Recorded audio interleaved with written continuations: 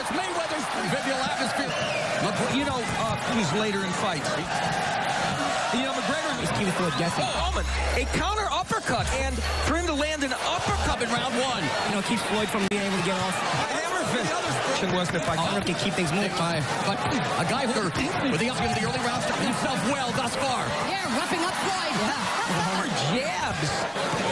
Some success with that. Saw himself well after 6. That Toronto almost natural. Long layoffs before he came to Right into the bundle by McGregor. Good. Leaning on Mayweather. Make Mayweather. Fight. Floyd Mayweather. McGregor. Since then, Mayweather in boxing, you know, a lot of leverage on this. Alder. McGregor's been Behind the ball. You're running the angles. Oh, there's a right hand and a left. And here in round none. Another 2011.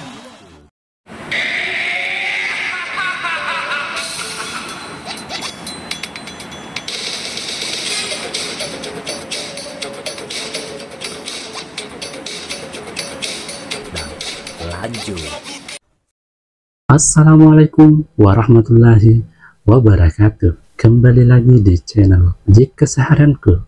Salam JAG. Oke sahabat JAG, kali ini kita akan membahas tinju tak seperti dulu semenjak Mayweather Jr. vs Conor McGregor. Laga Floyd Mayweather vs Conor McGregor pada tanggal 26 Agustus 2017 di T-Mobile Arena Las Vegas merupakan titik baik untuk sejarah tinju. Duel antara petinju tak terkalahkan dan ikon MMA tersebut tidak lagi sekedar laga antar atlet, akan tetapi juga menjadi awal dari era crossover fight, di mana petinju berkenan masuk ring bertarung melawan dari disiplin lain, termasuk pegulat MMA sampai selebritas internet atau influencer. Semenjak itu, tinju profesional tak seperti dulu lagi.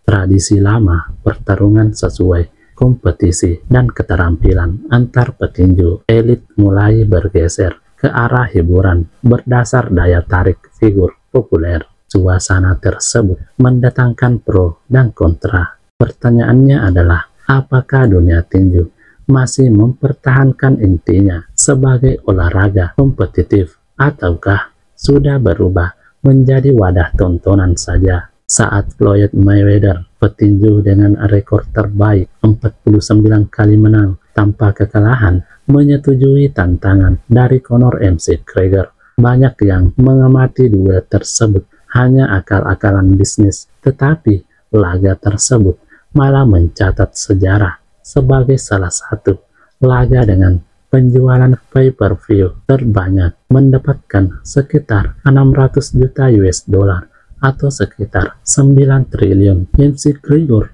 yang tidak mempunyai pengalaman bertinju profesional bisa bertahan sampai 10 ronde hingga akhirnya kalah TKO, walau hasilnya sudah terduga. Pertarungan tersebut menyadarkan banyak pihak bahwa popularitas mampu mengalahkan keterampilan teknik yang ditekuni tak sebentar. Laga berdasar figur ternama terbukti lebih menarik mata penonton dibandingkan pertarungan antara petinju profesional yang barangkali kurang mempunyai daya tarik di luar ring.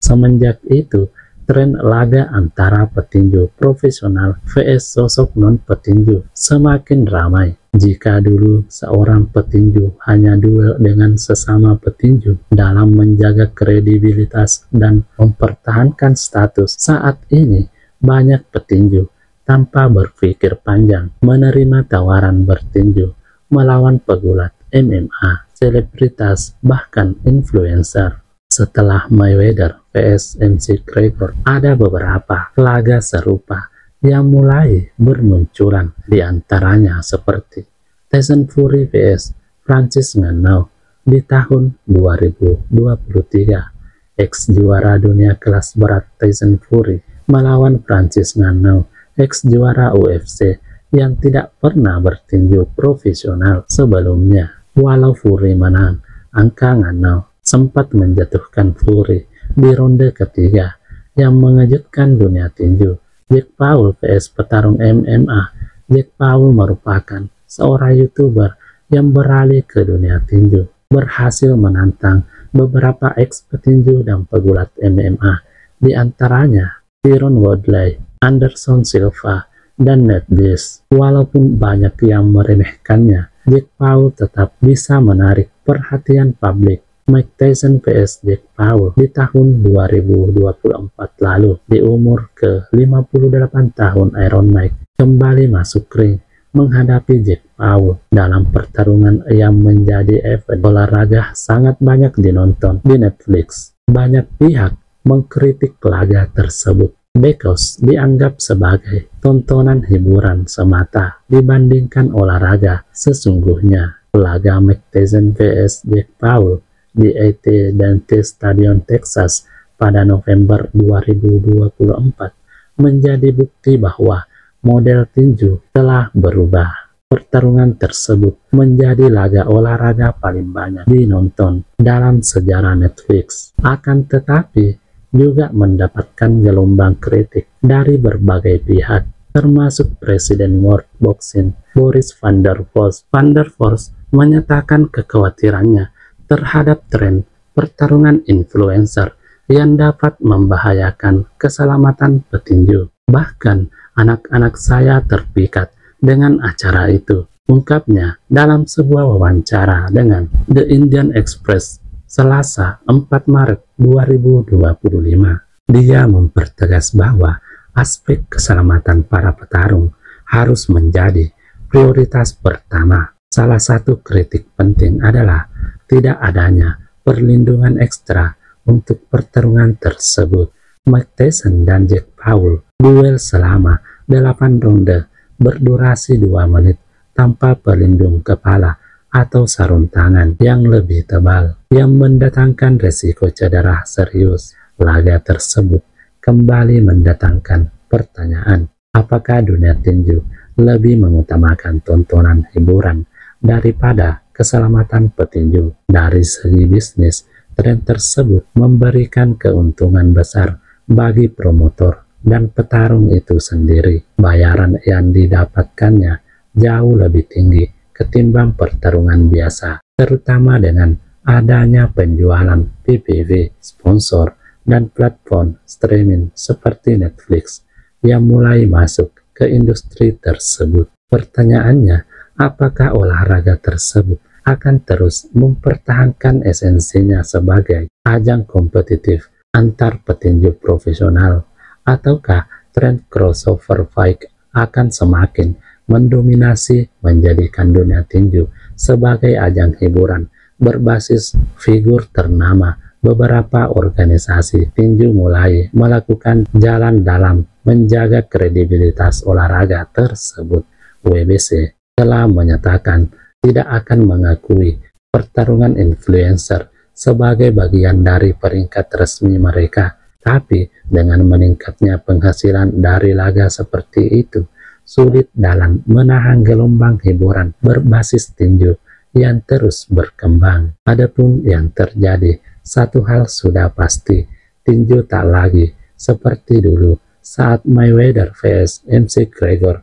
Apa yang dulu dianggap sebagai olahraga dengan aturan ketat dan tradisi panjang saat ini sudah berubah menjadi ring hiburan global, di mana popularitas bisa lebih menentukan daripada keterampilan di dalam ring. Walaupun sebenarnya bukan Floyd Mayweather vs MC Gregor yang pertama melakukan laga seperti ini. Petinju profesional kelas berat Muhammad Ali pernah melawan pegulat kelas berat Antonio Inoki, dan ini sudah kita bahas di video sebelumnya, bisa dilihat di sini. Nah, itulah mengapa dunia tinju tidak lagi seperti dulu semenjak Floyd Mayweather vs Conor MC Gregor. Sampai di sini saja jumpa kita kali ini. Salam JAG. Wassalamualaikum warahmatullahi wabarakatuh.